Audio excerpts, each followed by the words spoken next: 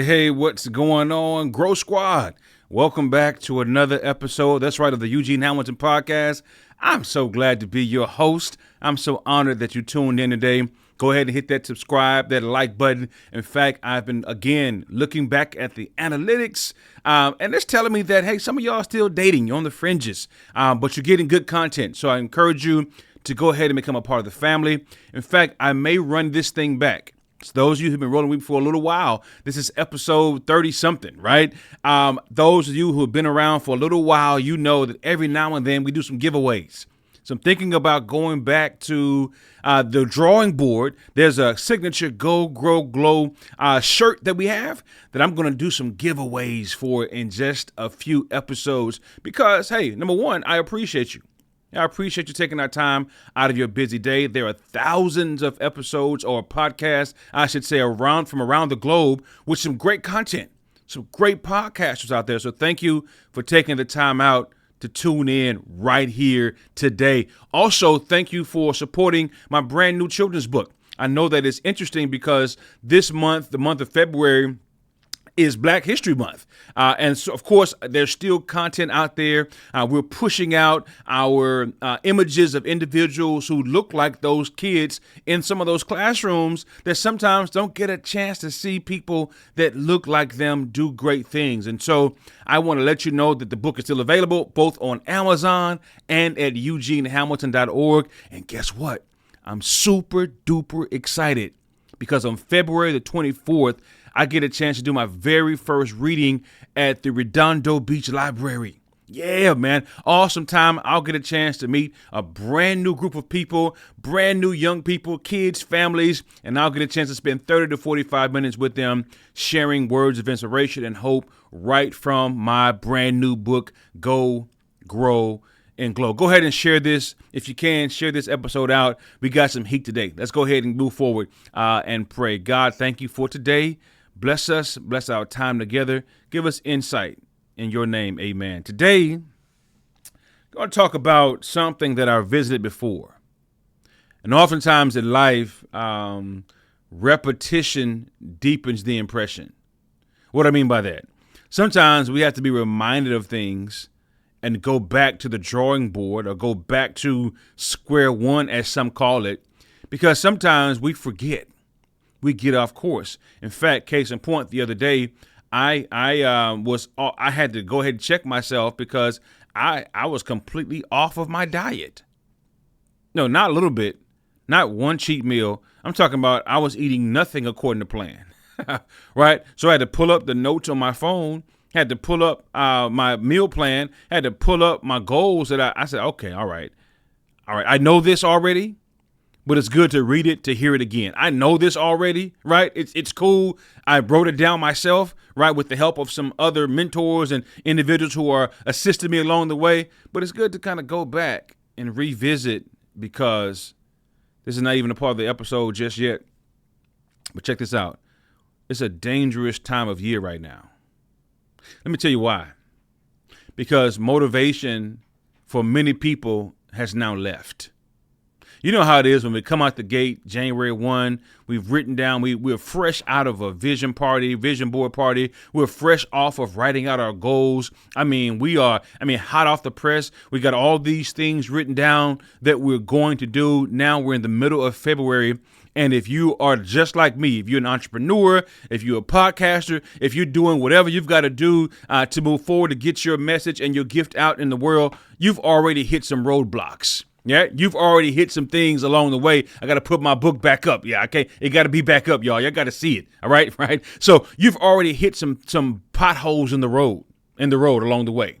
If you've been living for the last 6 weeks on this earth, there have been times already where you've said to yourself, I'm done with this. It's too hard. It's too difficult. And also, check this out. You've already heard people try to doubt you. You've already heard people tell you, that ain't gonna work. You've heard people, have you ever had a dream? You ever had a goal? You ever had a plan and you told it to the wrong person? Remember one time I told who I thought was the wrong person about a dream that I had. Now, the reason why Don't miss this. The reason why I thought they were the wrong person is because everything they said to me sounded as if it was negative. Every time I told them about the dream, the goal, the wish, the plan, the next step, they had something negative to say. So I thought. But guess what? What I thought was negativity actually turned out to be something that I turned into constructive criticism. I used it as fuel to say, you know what? Some things that they're saying might be true. Some things that they've shared with me, I may need to revisit. I may need to brush up on those things. I may need to say, hey, you know what? Let me see if there's some truth in what they've just shared. And so sometimes as you think about it, as you think about this time of year where the gym, at least my gym, I went to the gym this morning. It's not that packed, y'all. I mean, just 3 weeks ago, I couldn't find a parking spot if I went after a certain time, and I go pretty early in the morning. People are reverting back. I don't want that to be you. People are going back. They're saying, it's too hard. They're saying, it ain't worth it. They're saying, I lost momentum already, because what happens is motivation almost always leaves. Almost always. Commitment is the thing that keeps you going. I hope y'all are listening. Please turn the volume up. Motivation will get you high, excited for a moment. But if you're not committed to what motivated you, then sometimes you'll lose momentum. You'll lose sight of the goal. You'll lose sight of that which you out of your mouth said you were going to do this year, and you'll find yourself back at square one.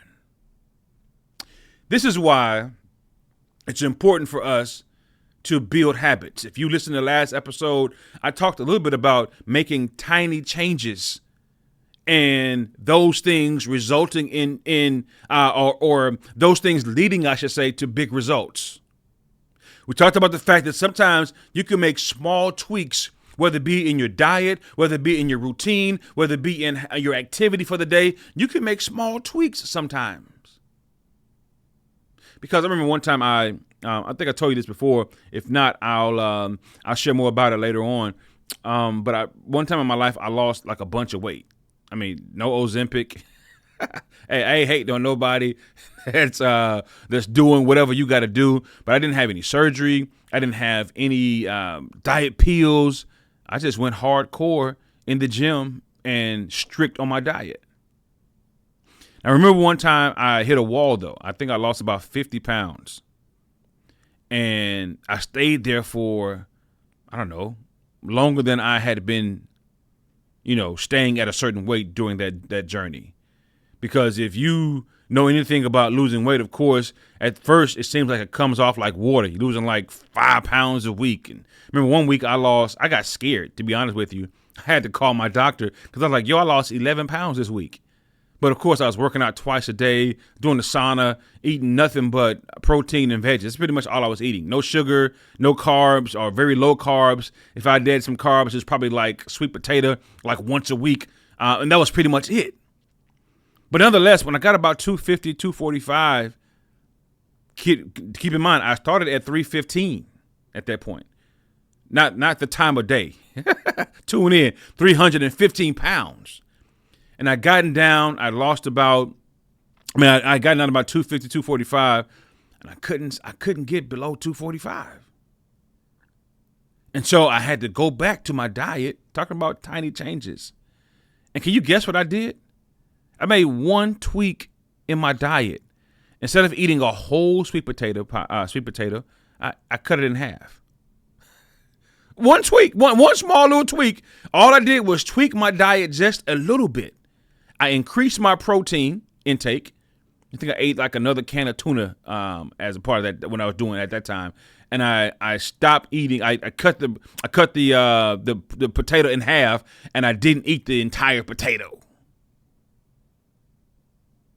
And when I tell you that little tweak resulted in me getting renewed vigor, I started losing weight again. Sometimes it's one tweak. Some of y'all tripping. You thinking you got to go and do this complete makeover, do this complete remodel, and you missing it. Some of us are the reason why we're getting burnt out, we're getting discouraged because you're biting off more than you actually can chew. And here's why I people that I coach, people that I talk to, young people that I train and mentor, I should say, they're oftentimes looking at finishing college. I'm like, you're in the 10th grade. What's the plan to get to the 11th grade? Let's start here, right? I'm glad you have foresight. I'm glad you have forethought. I'm glad you're thinking down the road. Kudos to you. I appreciate that. But what's the plan to get from 10th grade to the 11th grade? What are some small tweaks we can make to ensure that you stop missing your homework assignments? What are we going to do to make sure that you're not skipping school and on probation and all this kind of? What are we going to do to get from here to the next step? And sometimes in life, when you look at all the goals and dreams that you have, sometimes, let's be honest, you get overwhelmed by your own list. Sometimes you look at, and hear me out, please listen to me real closely. You should have a list. In fact, if you are a part of the Christian community, you already know that the Word of God says we've got to write the vision and make it plain. So it is divine, right? It is a part of God's orders, marching orders for us to write down our goals and dreams and our vision. But sometimes it would do us good to make a list as long as you can make it and then break that bad boy down. What on this list can I tackle this week? What on this list can I tackle this morning? What on this list can I tackle today? What on this list, what steps can I make? How can I break this big chunk down into baby steps? My son will be 4 on Sunday. Yeah. Well, if you listen to this podcast episode, when it drops in real time as I'm recording it, it's Sunday coming. But by the time you hear this, it would have been this past Sunday. Right? He'll be 4. He would have turned 4 already. And one of the things as I'm reflecting on his life, when he was born, yes. Oh, man. I in my mind, I envisioned him being 4. Right? I had a plan. My wife and I had a plan for this is what we're going to do the first year. This is what we're going to do the second year, third year, fourth, so forth and so on. But when he was born, the goal was to get him strong enough just to get home. Right? Many of you know my story. My son was born a little bit before the due date, and so he was a little small fella. Right? Fit right almost in the palm of my hand almost. He's a little bigger than that, but he was just a small fella. So I wasn't thinking about 4 years old at that time. I'm like, okay, what can we do to ensure that he develops so that he can be alive and stronger tomorrow? What do we need, Doc? What kind of milk do we need? What kind of whatever assistance does he need to get from this week to next week? Now, it's great. Great, you got a plan that he can get a passport when he's 4, and that's great. You got all those great grand plans. But what are you going to do to get from today to tomorrow? So there's 6 habits, real quickly, that I want to give you again that I think will be of benefit to your life. For the person you share this episode with, I think they would. In fact, I'm confident that they'll glean something from this. Number 1. In fact, I wrote it down to make sure I did not miss a step. According to the American Psychological Association, they say that having a morning routine can lead to improved mental health and better focus throughout the day. So developing an effective morning routine is of benefit. Most of the people that I know that are uber successful, the people that I know that are, I mean, they're ultra overachievers. They don't just get up and let the day happen. Now, there are days like that. Trust me. There are days where I wake up, I have no plans. I have nothing that I have on my calendar or to-do list. And I say to myself, hey, listen, today is a free day. Baby, what you want to do? Baby, I'm talking about my wife. What you want to do? I don't know. Let's just lounge around or see what happens or whatever. So some days, right. But for the by and large, having an effective morning routine, whether that's getting up and engaging in some kind of meditation, whether you get up and engage in some kind of prayer, whatever you've got to do to get yourself centered for the day to move forward and be the most efficient and effective person that you can be, you ought to make that a part of your routine. Here are some ideas, all right, with regard to that morning routine. Do you exercise? Right? That's another habit that you can build. That can be habit number 2. Habit number 1, developing that morning routine. And then within that habit, right, within that morning routine, I'm developing additional habits. Habit number 2, an exercise routine. Get them endorphins going, getting myself to a place where, in fact, one of the things that I think about that I have developed as a result of going to the gym and doing what I don't want to do every single day, pushing myself to say, you know what, you're tired, you don't feel like being here, but get it done anyway. That mindset has the possibility of bleeding over. It's possible, I should say, that developing that kind of mindset within your morning routine, particularly in your exercise routine. I'm talking about if you're just going for a 3-mile walk and you get to mile number 2 and you say to yourself, wow, I'm not bleeding. I'm not about to die. My body just hurts. Oh, I can push it. When you have to do hard things, when it comes to your livelihood, when it comes to your family life, when it comes to your business life, if you've already developed that muscle, you can then find yourself in position where you're pulling from what I've developed in the gym, and that now applies to my life. The daily gratitude routine. That's powerful. Again, these are some of the things that you've heard me share with you before. But again, I think some of you are falling off, right? Can I be transparent? Right? Motivation is gone.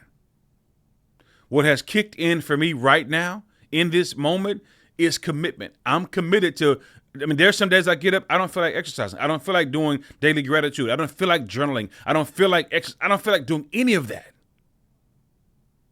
But commitment has kicked in. Some other things I want to share with you. A couple more habits, right? Learning. And I shared with you before that most successful people crack open a book, right? And they read. They learn. They're not in class at university or college or high school. They're not getting a master's degree. They're getting a life degree. So being a lifelong learner is important for us, is important for you, is important for me. Listen, I shared this with you before as well. I travel in my mind through books. There are places I've never been, but I think I've been because I've read about that place or those places in a book. So be a lifelong learner. And then make sure that your social connections are improving your life. Some people have a bunch of friends just to have a bunch of friends. And I want iron to sharpen iron. Those people that I hang out with, those people that I'm connected to, those people that I roll with, man, listen, I get it. It's not going to be on 24/7, but at some point along the way, if we are in community together, I need to learn something from you, and I need to be sharpening my own tools so you can learn something from me as well. So make sure your social connections are feeding you or benefiting you or helping you to grow or helping you to uncover hidden gems and talents and jewels in your life, and also stressing you to think. Because sometimes our social connections, those people that are close to us, get us to a place where they're not rude about it, but they really tell us about ourselves. They really help us to dig deep. They help us to really, really, really, really be truthful. I do this training, and I'll get a chance to do it. I haven't done it in a while with the corporate group in a couple of months here in Northern California, or in Northern California. I live in Southern, but in Northern California, where I help leaders, I help team members become more self-aware. And sometimes it's interesting because we have friends that try to help us become more self-aware, and sometimes we don't want to hear it. You ever had somebody tell you you got a bad attitude and you argue with them all day long? And it's like, well, you're not giving yourself the attitude, so you don't feel it. It's like you're not giving yourself a snobby whatever. You can't feel it, but other people around you can feel it. And sometimes you are blindly moving forward, not being real about your present state. And you find yourself going into rooms and people are like, the room changed when you walk in, and not for it wasn't a good thing. Sometimes being self-aware not only helps us, but helps those around us, right? And in helping those around us, the entire team wins. So make sure as you think about revisiting the habits that you want to feed your goals this year, make sure that you are passionate and adamant about your morning routine. Make sure that you have some kind of movement. Everybody doesn't lift weights. Everybody doesn't run. Everybody doesn't do something. But whatever will help you in the morning to get moving. Make sure you are practicing daily gratitude. Make sure you're journaling and getting those thoughts out. I told you before about this brain dump that I've adopted now. And I got it from, I forgot the guy's name, but writing out stuff so he doesn't take it to bed, so your brain can actually turn off at night. All right, make that a part of your routine. If you are constantly laying in bed with these thoughts, whether it be positive thoughts about, your future, about your bit, whatever it is, do a brain dump before you go to bed. Write them out. Get them out of your mind. Write it right out. Hey, tomorrow I want to do X, Y, and Z, or here's what's on my mind. I need to call this person, or do a brain dump so you can rest and be at peace throughout the night. Listen, I hope that you all got something from our time together today. Our goal is to always to go, to grow, and to glow every single day. So as you're moving forward, as you're tapping into commitment, even if motivation has left, I hope it hasn't, but if it has, that's a reality. That's real life. I hope that you can tap into your commitment to yourself, to your family, to your future. And out of that, I'm hoping and I'm believing that you'll revisit your habits. You'll build newer habits, better habits. You will build on the habits that you've already created. And don't forget that tiny changes can oftentimes lead to big results that will catapult your life. All right, y'all be great. Have a good rest of your day. Don't forget to go, to grow, and to glow. Peace.